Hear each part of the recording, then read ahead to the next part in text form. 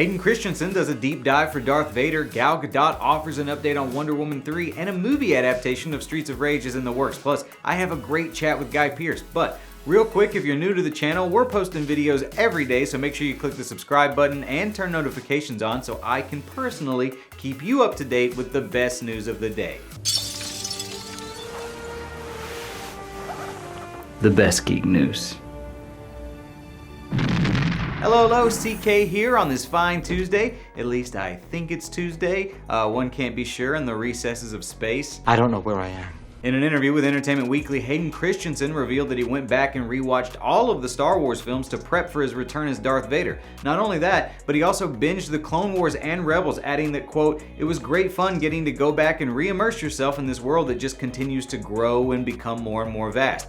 While I do admire your dedication, Hayden, everyone knows you're not a true Star Wars fan unless you read the books.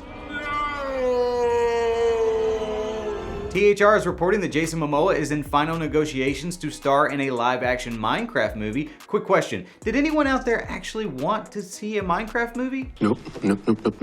No, I did not. Doesn't matter, they're making it. You'll learn to love it.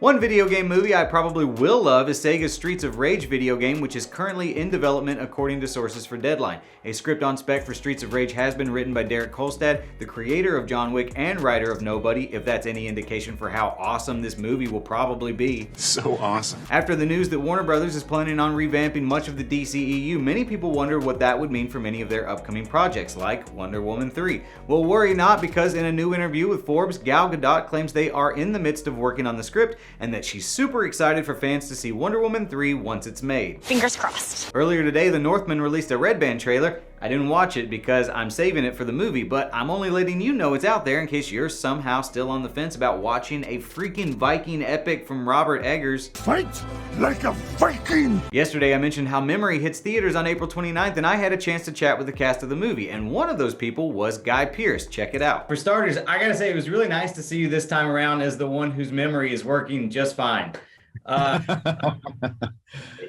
So, you know, being that you've had some experience with that, you know, in your opinion, what is it about someone's loss of memory that makes like such a captivating story?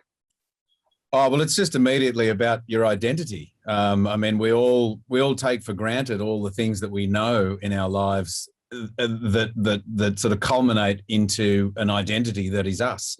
So as soon as you take that away, you take your knowledge, you take your history away, then what are we? What's left? And it's interesting, particularly in this case with Liam's character, who is, you know, clearly established from the outset is a hitman. So there's sort of moral questions there. And even though he's losing his memory, I mean, he's clearly a man who has questionable morals anyway, but the thing that rises to the surface, even in the face of losing one's memory, is one's moral compass. So there's something interesting about that. That's what I found interesting about the script. Obviously, it's a very different kind of memory loss to my character in Memento, but memory loss is memory loss. Once those stories go, then they go. Okay, hold up. You didn't think I'd talk to Aldrich Killian himself and not bring that up, did you? Now with the multiverse so prevalent and so many dead characters coming back to life, if Marvel came to you with an idea to bring back Aldrich Killian, is that something you'd be interested in?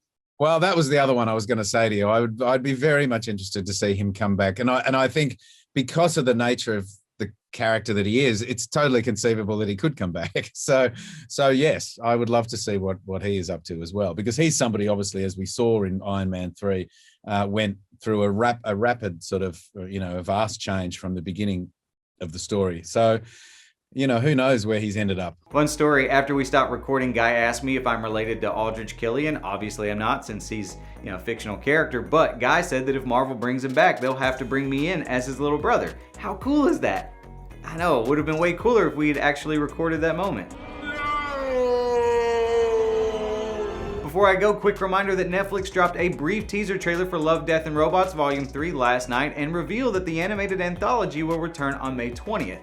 This is what I love about Netflix. You don't even know they're working on something, and then bam, you get excited. It'll be here in a couple of weeks. I'm so excited! And that's that for Tuesday. If you'd be a pal, give the video a like because it helps the algorithm. Better yet, leave a comment or a question, and I will personally respond to the first 10 people who drop a thought below. All of the stories in this video came from articles written on ComicBook.com, so if you'd like to read more about some of today's news with your very own eyeballs, feel free to head over to ComicBook.com, where we work 24/7 to keep you all up to speed on the latest news. You can also follow us on Facebook, Twitter, Instagram, TikTok, and more, all of which are linked below. If you're someone who likes listening to other people argue for hours on end about this sort of stuff, we've got you covered there as well with Comic Book Nation, hosted by Kofi Outlaw every Friday, or our Marvel-focused podcast hosted by my best frenemy, Brandon Davis, on Wednesdays. If you want some behind-the-scenes antics or previews of my cosplay, or you want to know what it's like to live on a spaceship for months at a time with no genuine human interaction, find me on Instagram at CKComedy or Twitter at Chris Killian, all links below.